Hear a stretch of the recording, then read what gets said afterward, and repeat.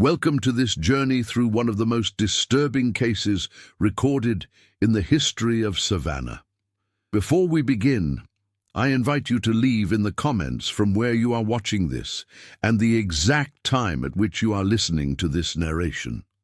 We are interested in knowing to which places and at what times of day or night these documented stories reach.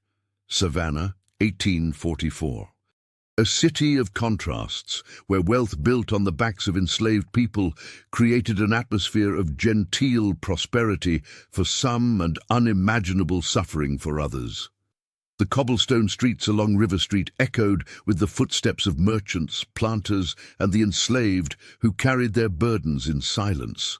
The humid air hung heavy with the scent of magnolias and the unspoken secrets that permeated the grand homes with their immaculate facades. In a stately home on Abercorn Street, just east of Forsyth Park, lived Eleanor Winthrop, the unmarried 32-year-old daughter of one of Savannah's most prominent cotton merchants. The Winthrop family had come from Boston 3 generations earlier, establishing themselves as part of the city's elite. Their 2-story federal-style home, with its distinctive wrought-iron balconies and meticulously maintained garden, stood as a testament to their wealth and position. Eleanor, with her refined manners and education, was considered somewhat peculiar by Savannah society for having reached her 30s without accepting any of her numerous suitors. What most of Savannah did not know was that Eleanor harbored a secret that would eventually send ripples of scandal throughout the entire community. It was in the spring of 1838 that the Winthrops had purchased James, a 23-year-old enslaved man, at a trader's yard off Factor's Walk near the Savannah River. James had been brought to Georgia from Virginia, separated from his family when his previous owner faced financial ruin. Unusually, James could read and write, skills he had acquired in secret from the children of his former master. Eleanor's father, Thomas Winthrop, had selected James to serve as a house servant, impressed by his dignified bearing and intelligence. The diary of Eleanor Winthrop, discovered in 1963 during renovations of the old Winthrop property, revealed what happened next. The faded pages, written in a careful hand with brown ink, documented the relationship that developed between Eleanor and James. What began as Eleanor teaching James about literature during clandestine evening meetings in the library gradually transformed into something deeper. By 1840, Eleanor's diary entries spoke of an attachment I dare not name, even to these private pages. By 1842, she wrote of love that transcends the barriers man has erected between people. According to parish records from Christ Church, one of Savannah's oldest Episcopal churches, Eleanor began making inquiries about the process of manumission in early 1843. The Reverend, alarmed by her questions, notified her father. The Winthrop family ledger, preserved in the Georgia Historical Society archives, shows that following this incident, Thomas Winthrop sent Eleanor to stay with relatives in Charleston for 3 months, a common remedy for what was then termed female nervous disorders. When Eleanor returned to Savannah in the summer of 1843, her diary indicates she had not abandoned her intentions. Instead, she began corresponding with William Lloyd Garrison, the noted abolitionist, using the alias "a concerned Christian." The letters, discovered among Garrison's papers at the Massachusetts Historical Society in 1959, detailed her plan to free James and leave Georgia. The official records of the Chatham County Courthouse contain a remarkable document dated January 12, 1844. Eleanor Winthrop had petitioned the court for permission to manumit one James, described as a Negro man of about 30 years of age, of sound mind and body. The petition was accompanied by a statement testifying to James's good character and ability to support himself as a carpenter, a trade he had learned while working on the Winthrop property. Most significantly, Eleanor had paid the considerable sum of $800, nearly half her inheritance from her mother, to the court, as a bond guaranteeing James would not become a public burden. What makes this case so unusual is not merely the manumission, which, though difficult to obtain, was not unheard of in Savannah at this time. Rather, it was what followed. On February 3, 1844, the Brunswick County Clerk's Office in Virginia recorded a marriage between Eleanor Winthrop and James Freeman, the surname James adopted upon gaining his freedom. The record notes that the ceremony was performed by Reverend Samuel Mitchell, a Northern Methodist minister known for his abolitionist sympathies, who had recently established a small church serving the free black community near Brunswick. Georgia law in 1844 explicitly forbade marriages between whites and blacks, whether enslaved or free. The penalty for such a union could include imprisonment, public whipping, and fines. The clerk who recorded the marriage was later dismissed from his position when the marriage became public knowledge, though no criminal charges were filed against him. How Eleanor and James managed to convince him to record their marriage remains unknown. The diary entries from this period reveal Eleanor's thoughts. "I know what we have done invites persecution and danger, but I cannot regret following my conscience and my heart.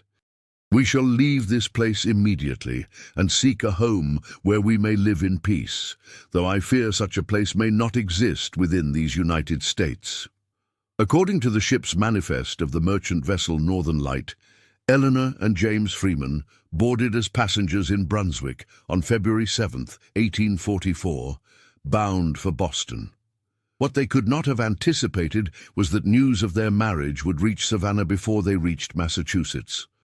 Thomas Winthrop, upon learning of his daughter's actions from business associates in Virginia, suffered what physicians of the time described as apoplexy, likely a stroke, and died 3 days later. The Savannah Republican newspaper of February 12, 1844, carried his obituary, noting that he had passed after a brief but severe illness, leaving behind a daughter whose whereabouts are currently unknown. No mention was made of the scandal, though rumors had already begun to circulate among Savannah's elite families. Eleanor's diary entries from mid-February 1844 reveal the couple's horror upon arriving in Boston to discover that word of their marriage had preceded them. "We have arrived to find not sanctuary, but further persecution," she wrote. "James was accosted on the street today, and I received a note from Cousin Margaret informing me that I am no longer welcome in the homes of any of my relations. Our marriage has been reported in the Boston papers in the most scandalous terms." The Boston Daily Advertiser of February 18, 1844, contained a brief item titled "Southern Scandal Arrives in Boston," reporting that a woman of previously respectable family from Savannah, Georgia, has arrived in our city accompanied by a Negro man whom she claims as her husband, having freed him from slavery for this express purpose.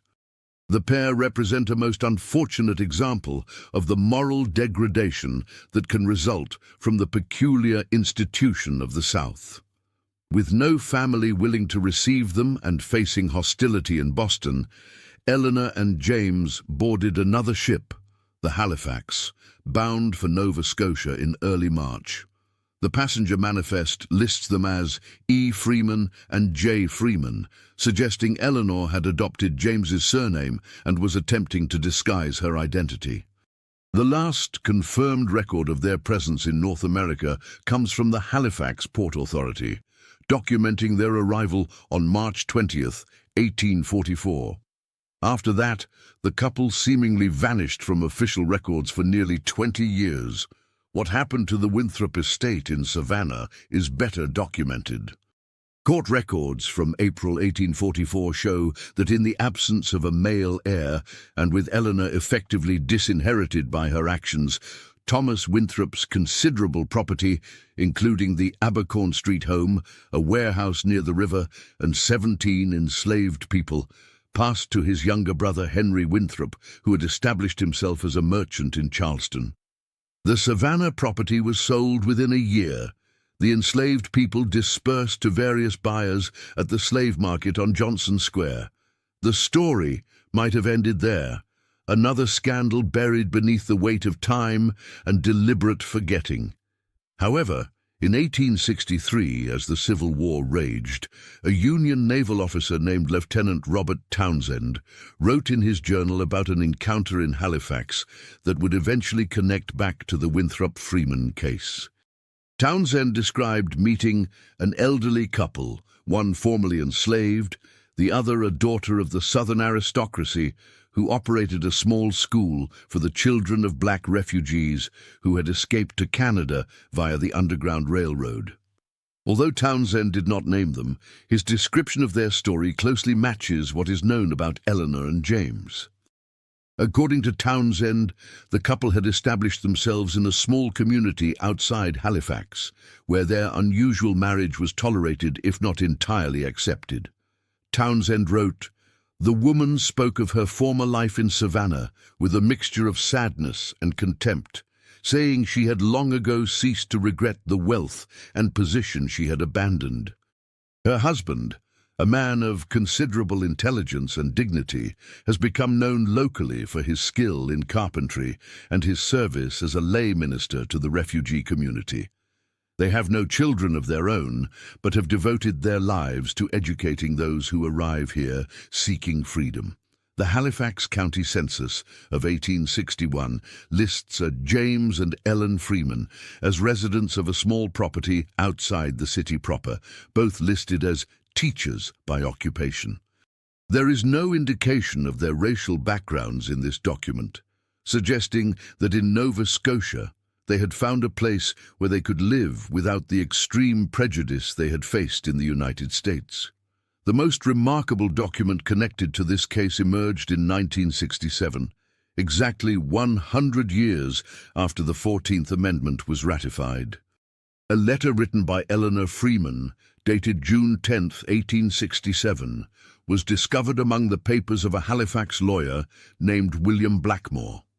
Addressed to the executors of the Winthrop estate in Savannah, the letter stated, "I write not to claim any portion of my father's estate, as that right I forfeited willingly for a greater treasure. I write merely to inform you that I still live, now in my 55th year, still married to the man for whom I left behind the gilded cage of Savannah society. We have lived these 23 years in peace, if not in plenty, serving a community that judges us by our actions rather than by the accident of our birth or the color of skin. My husband asked me to convey that he harbors no ill will toward the people of Savannah, despite the cruelties of the system that held him in bondage. We have followed news of the war and its aftermath with great interest and pray that the United States may finally become a land where unions such as ours need not be hidden or exiled." The letter was apparently never delivered. Blackmore's notes indicate that he advised against sending it, arguing that it could still provoke legal complications for the Freemans even after the war's end and the abolition of slavery. It remained in his files until discovered by researchers a century later. Church records from St. Matthew's Church in Halifax document the death of James Freeman on November 18, 1870, at approximately 55 years of age. The cause listed was consumption, tuberculosis. Eleanor Freeman survived him by only 5 months, dying on April 2, 1871. They were buried in the same plot in a small cemetery that served the predominantly black community where they had lived and worked. The grave marker, a simple stone that can still be found in the cemetery today, bears only their names, the dates of their deaths, and a line from the Book of Ruth. "Whither thou goest, I will go. Where thou lodgest, I will lodge. Thy people shall be my people." What makes the story of Eleanor and James so disturbing is not merely the personal tragedy of two people who had to abandon their home and family to live as husband and wife.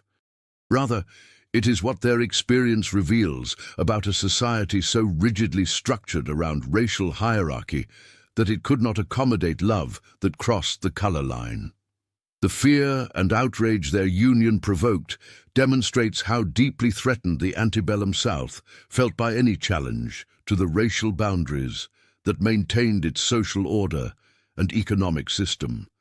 The diary of Eleanor's cousin, Margaret Prescott, discovered in a collection of family papers donated to Harvard University in 1975, offers insight into how the family processed the scandal. In an entry dated March 1844, she wrote, "The family has agreed never to speak Eleanor's name again. Uncle Henry says she is as dead to us as if she were in her grave. And perhaps more so, for even the dead may be remembered with affection, while she has placed herself beyond the reach of even Christian charity by her unnatural action. I confess, I find myself wondering at times what desperation or delusion could have led her to such a fate."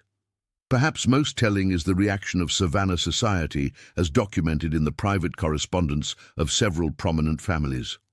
Letters exchanged between the Habershams and the Telfairs in the spring of 1844 refer obliquely to the unfortunate Winthrop incident and express relief that the matter was resolved without public scandal that might have reflected poorly on the city.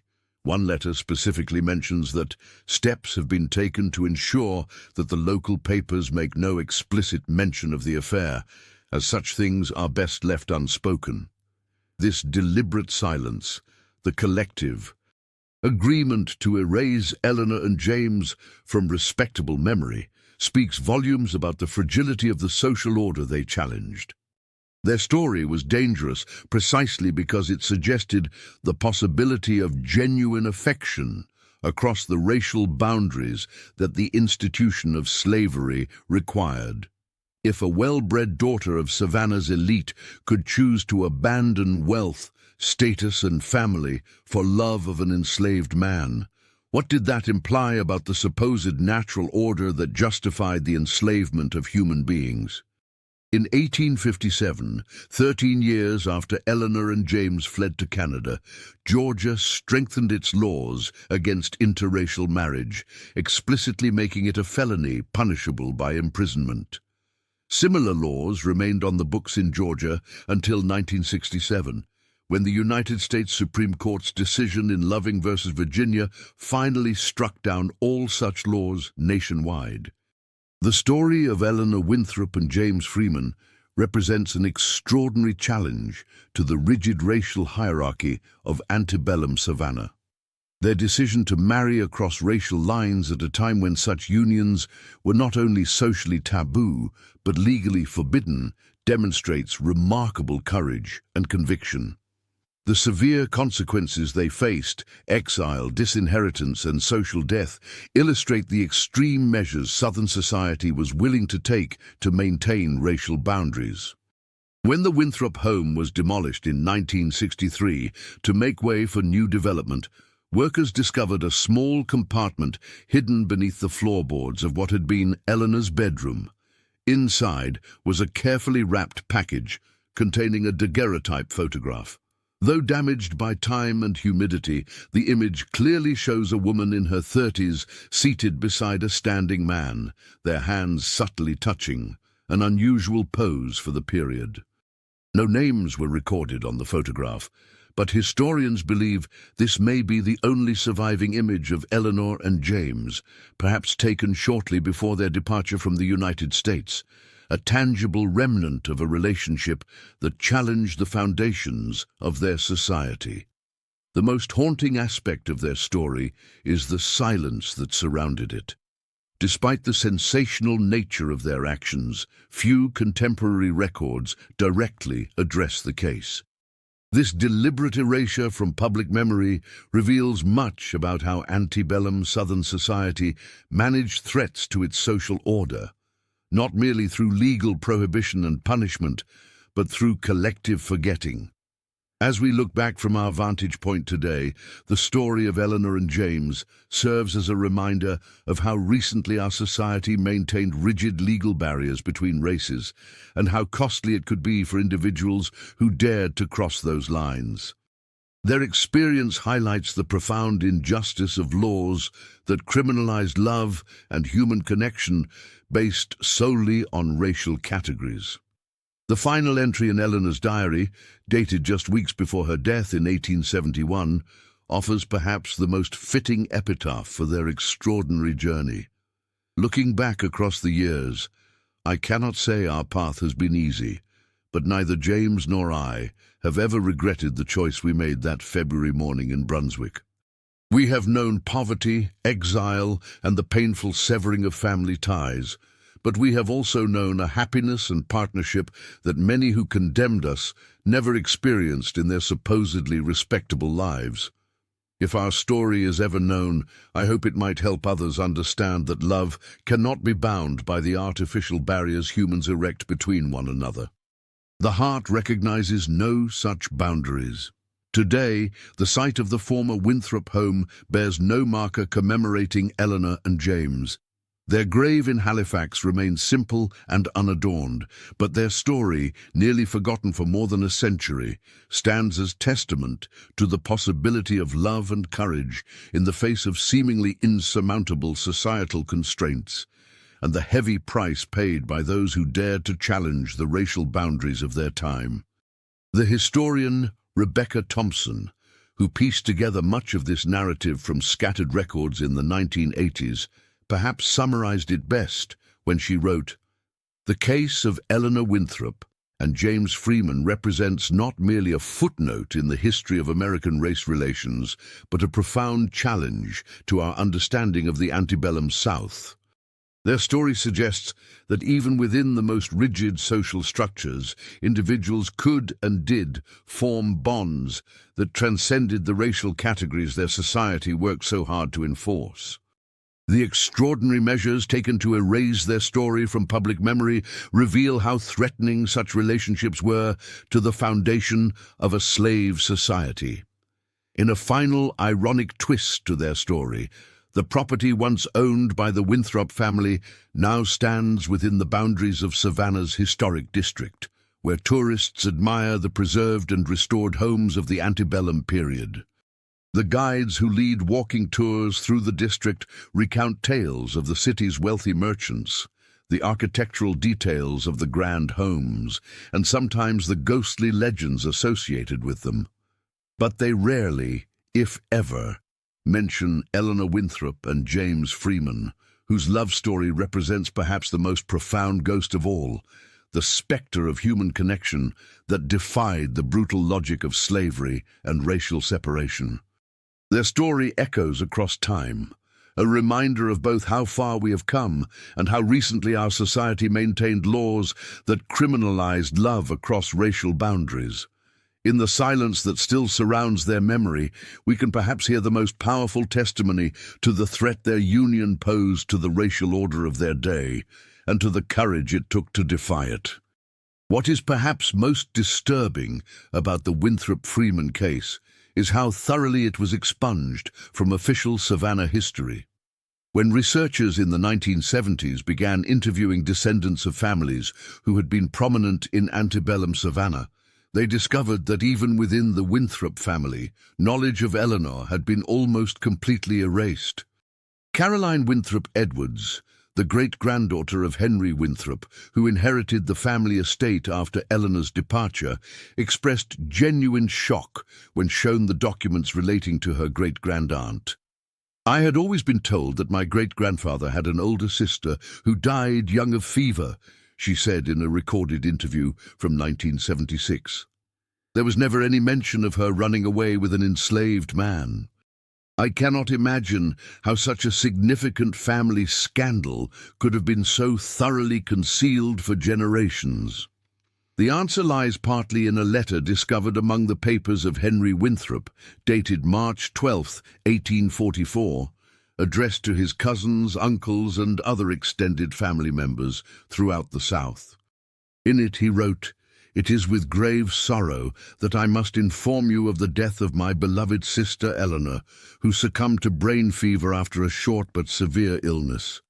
As the new head of the Winthrop family in Savannah, I request that in respect for my father's recent passing and our family's double bereavement, no correspondence regarding Eleanor be directed to any of us in future. Her suffering is now at an end, and we must allow her memory to rest in peace. This fabricated death, accepted and perpetuated by the extended family, effectively removed Eleanor from family history. Henry Winthrop went so far as to commission a small headstone in the family plot at Laurel Grove Cemetery, bearing Eleanor's name and a false date of death. This marker remained until 1965, when the discovery of Eleanor's diary prompted an investigation that revealed she had in fact lived for nearly 3 decades after her supposed death in Savannah. The cemetery records at Laurel Grove revealed another disturbing detail. The headstone marked a real grave, but not Eleanor's. Instead, buried in that plot was an enslaved woman named Bessie, who had served as Eleanor's personal maid and who died of yellow fever in 1845. The use of her grave to perpetuate the fiction of Eleanor's death adds another layer of exploitation to the story, as even in death, this unnamed woman's identity was erased to protect the reputation of the white family who had owned her. The Savannah Morning News of June 6, 1965, ran a small article titled "Historical Discovery Revises Understanding of Local Family," detailing the findings about Eleanor Winthrop and noting that the deliberate creation of a false grave raises questions about how many other aspects of our local history may have been similarly altered to maintain appearances. The article received little attention and was not followed up, suggesting that even a century later, Savannah was not entirely comfortable confronting this aspect of its past. Church records from St. John's Episcopal Church, where the Winthrops had been prominent members, contain a revealing omission. The parish death register for 1844 includes an entry for Thomas Winthrop, but no mention of Eleanor, despite Henry's claim that she had died that same year. The church's marriage records from 1838 through 1844 were examined by historians in the 1960s, who noted that several pages appeared to have been carefully removed from the bound volume, pages that would have covered the period when Eleanor might have considered marrying one of her Savannah suitors. The deliberate destruction of records extended beyond family and church documents. The court records pertaining to Eleanor's petition for James's manumission, while preserved in the county archives, were misfiled under property disputes rather than manumission petitions, making them difficult to locate until a comprehensive reorganization of the archives in the 1950s. This misfiling appears to have been deliberate, as other manumission petitions from the same period were correctly categorized. Even more disturbing was the discovery made by Dr. Lawrence Jenkins, a historian researching antebellum Savannah in the 1980s, that several pages of the Brunswick County, Virginia marriage registry appeared to have been damaged by water, specifically in the area recording February 1844 marriages. The surviving partial entry for Eleanor Wynne and James Free is barely legible, with the official signature and much of the date obscured by what Jenkins described as suspiciously localized water damage. The pattern of evidence suggests a coordinated effort to remove all official documentation of this marriage, Jenkins wrote in his 1985 monograph on the case. What we're seeing is not merely a family closing ranks around a scandal, but a broader societal effort to eliminate evidence of a relationship that fundamentally challenged the racial hierarchy on which the entire economic and social system depended. The efforts to erase Eleanor and James extended to their lives in Halifax as well. When researchers attempted to locate records of the school they reportedly established, they found that a fire in 1873 had destroyed many of the local educational records. The few surviving documents referred only to the Freeman School for Colored Children, with no mention of the founders' backgrounds. This pattern of erasure and silence speaks to a society so deeply invested in its racial hierarchy that it could not allow even the memory of such a transgressive relationship to survive. The story of Eleanor and James threatened not merely social conventions, but the very foundation of the slave economy, the belief that black and white people were fundamentally different and could not, should not, form bonds of family and marriage. The psychological impact of their departure rippled through both the white and black communities of Savannah in ways that can be glimpsed only through fragmentary evidence. A letter from Harriet Willis, a friend of the Winthrop family, to her sister in Charleston dated April 1844, hinted at the anxiety their action provoked. The sudden illness of poor Eleanor Winthrop has cast a shadow over the spring social season. Mrs. Hebersham has postponed her annual garden party, as it is felt that celebrations would be inappropriate at this time. Several mothers have taken the opportunity to remind their daughters of the importance of suitable companionship and the dangers that can arise from excessive reading and independent thinking. The reference to excessive reading and independent thinking suggests that Eleanor's education and intellectual interests were retrospectively identified as warning signs of potential rebellion against social norms. No direct testimony from enslaved people regarding the Winthrop Freeman case survives, but the records of the First African Baptist Church, which served Savannah's black community both enslaved and free, contain a cryptic entry from March 1844 noting that Brother Thomas has been removed to a plantation in Florida after speaking inappropriately of recent events in the Winthrop household. This brief note suggests that knowledge of Eleanor and James's relationship and escape circulated among the enslaved population, potentially inspiring dangerous hopes. In the aftermath of her departure, young women of Savannah's elite families may have faced increased restrictions and surveillance to prevent similar moral failures. For the enslaved community, the implications were even more profound. The forced removal of Brother Thomas to Florida, a common punishment for enslaved people considered troublesome, indicates that white authorities recognized the subversive potential of the story and moved quickly to suppress its spread. Perhaps the most poignant evidence of the impact their story had on the enslaved community comes from a folk song collected by WPA researchers in the 1930s from elderly, formerly enslaved people along the Georgia coast. Known variously as The Mistress and the Freeman or Eleanor's Choice, the song tells of a pale lady who gave up gold for love of an enslaved man and their escape across the water to Freedom Land. Though names are not used in the song, the narrative closely parallels the Winthrop Freeman case, suggesting that their story had been preserved in oral tradition within the black community long after official records had been purged or altered. The fact that this story survived in folk memory while being effectively erased from official history demonstrates the dual archives that emerged under slavery: the written record controlled by the white power structure and the oral tradition preserved within the black community. For formerly enslaved people and their descendants, the story of a white woman who chose love across the color line represented a powerful counter-narrative to the ideology of racial separation and hierarchy.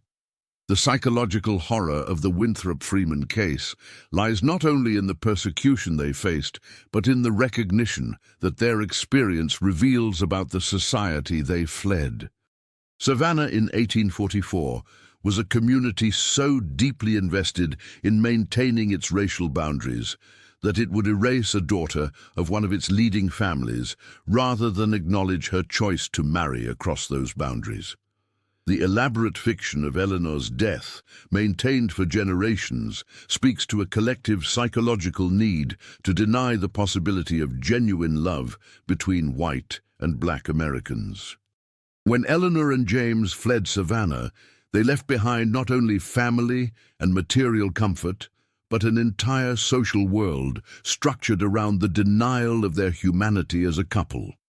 The laws forbidding their marriage were merely the formal expression of a deeper societal commitment to maintaining racial separation as the foundation of social order. Archaeological excavations conducted at the site of the former Winthrop property in 1968 revealed another tangible link to their story.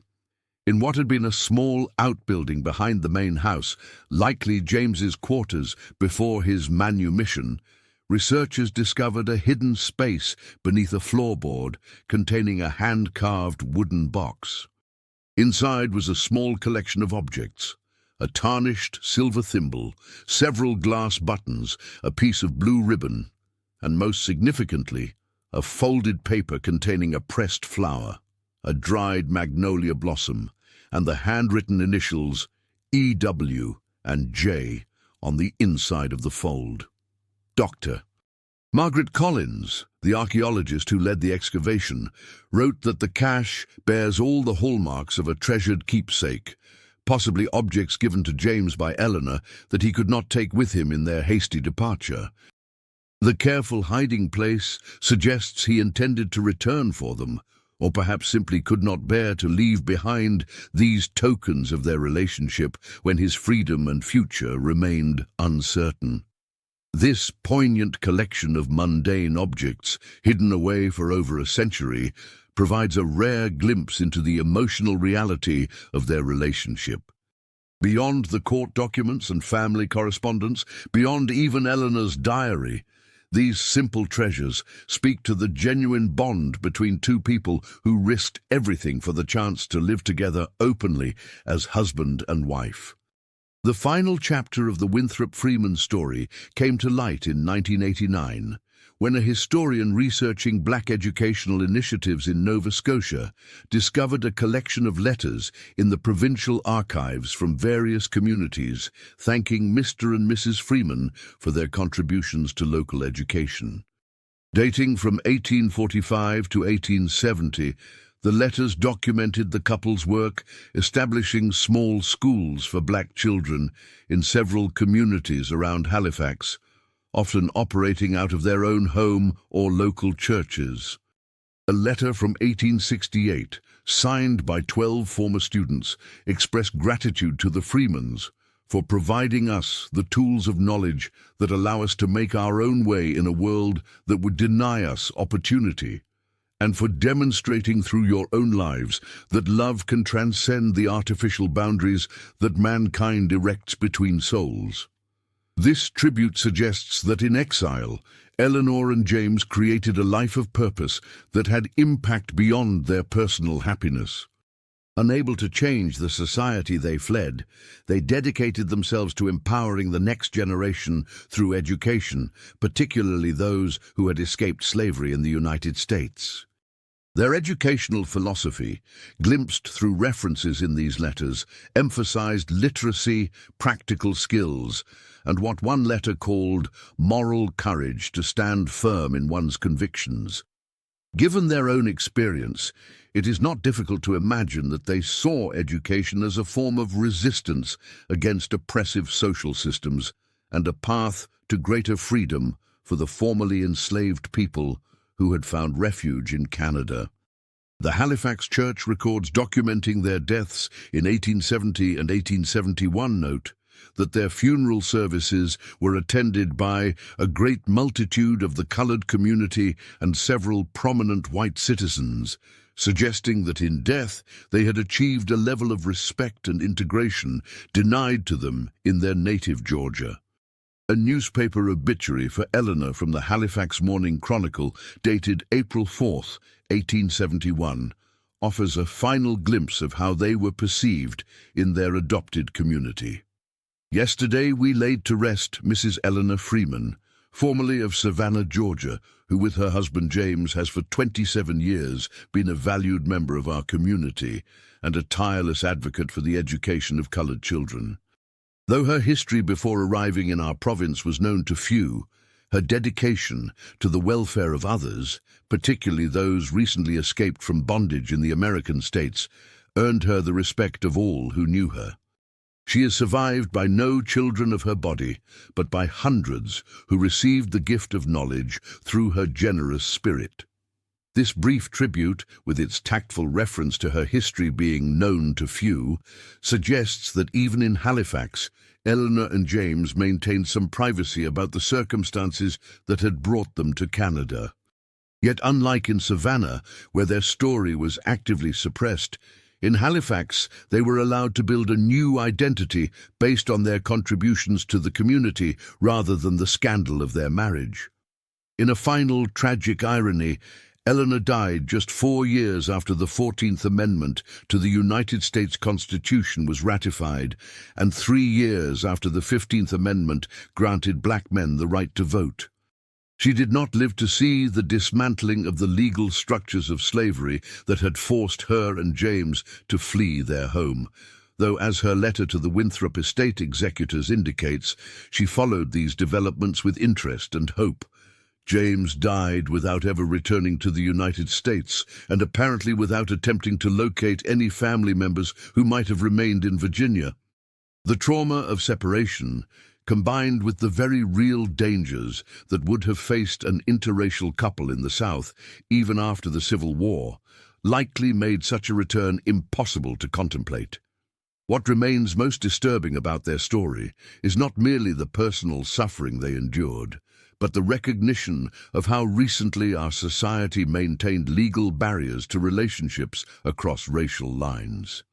The laws that drove Eleanor and James from their home remained in force in Georgia and many other states until 1967, when the Supreme Court's decision in Loving v. Virginia finally struck down all anti-miscegenation laws nationwide.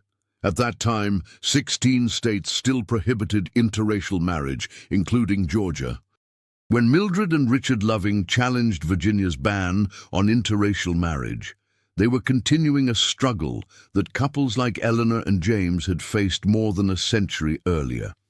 The difference was that the Lovings had access to a legal system that, however imperfectly, had begun to recognize the fundamental injustice of racial discrimination. Eleanor and James had no such recourse. Their only option was flight. In 2017, 50 years after the Loving decision, the Savannah Historical Society finally installed a small plaque near the site of the former Winthrop home, acknowledging Eleanor and James's story. The text reads simply, "Near this site stood the home of Eleanor Winthrop, who in 1844 freed and married James Freeman, then fled with him to Canada to escape persecution under Georgia's anti-miscegenation laws."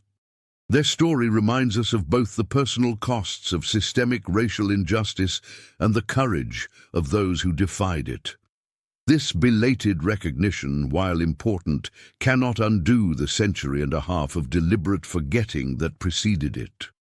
The psychological horror of the Winthrop Freeman case lies ultimately in this act of collective erasure, the willingness of an entire society to deny the possibility of genuine love across racial boundaries, to the point of literally burying the memory of those who proved otherwise.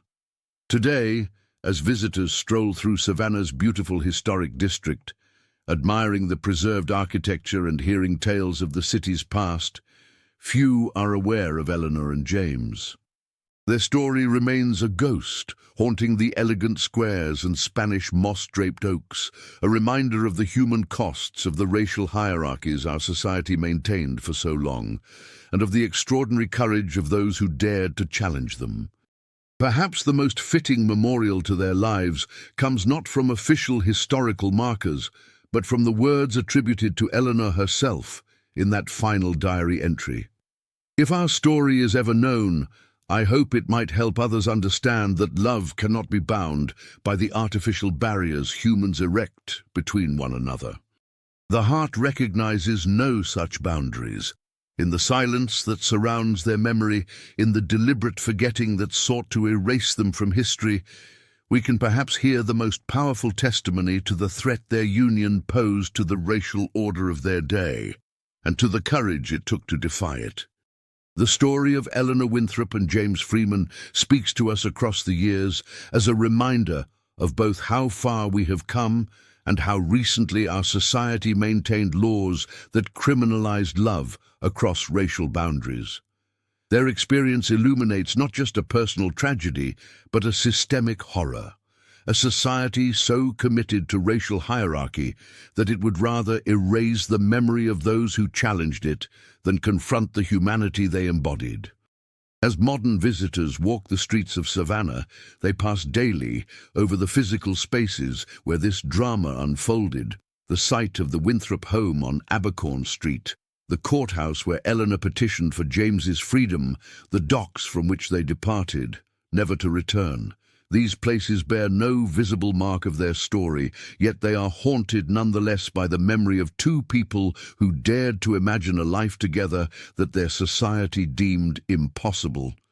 In that act of imagination, in their refusal to accept the limitations placed upon human love by the artificial constructs of race and status, Eleanor and James offer perhaps the most profound challenge to the psychological foundations of slavery and racial hierarchy. Their story reminds us that even in the darkest periods of our history, individual human beings found the courage to recognize each other's full humanity and to act upon that recognition, regardless of the cost. And the cost was immense. Family, home, status, safety, all sacrificed for the chance to live according to their conscience and their hearts. The psychological horror of their story lies not in any supernatural element or graphic violence, but in the recognition of how thoroughly a society can work to deny the possibility of human connection across boundaries it deems inviolable, and how willing it can be to destroy those who prove otherwise. As Eleanor herself wrote, "If our story is ever known," that their story is known today, despite all efforts to erase it, stands as testimony to the enduring power of truth to survive even the most determined efforts at suppression. In recovering their memory from the deliberate silence that surrounded it for so long, we honor not only Eleanor and James, but all those whose stories of love and resistance have been systematically erased from our collective memory. Their grave in Halifax may be simple, the marker weathered by time, but the legacy of their courage continues to resonate in a world still struggling to fully dismantle the racial hierarchies they defied. In that struggle, their story offers both inspiration and caution. Inspiration in their refusal to accept injustice as inevitable, and caution in the recognition of how tenaciously societies can cling to systems of oppression, even to the point of erasing those who challenge them. The final horror of their story is that it is not unique. For every Eleanor and James whose story has been partially recovered, countless others lived and died in silence, their challenges to the racial order of their day buried with them. The true psychological terror of American slavery and its aftermath lies in this systematic erasure of resistance, this deliberate forgetting of those who refuse to accept the limitations placed upon human love and connection by the artificial boundaries of race. In remembering Eleanor and James, we begin the long process of recovering those erased histories, of acknowledging the full humanity of those our society once denied, and of recognizing the courage of those who, even in the darkest times, dared to imagine and fight for a more just world.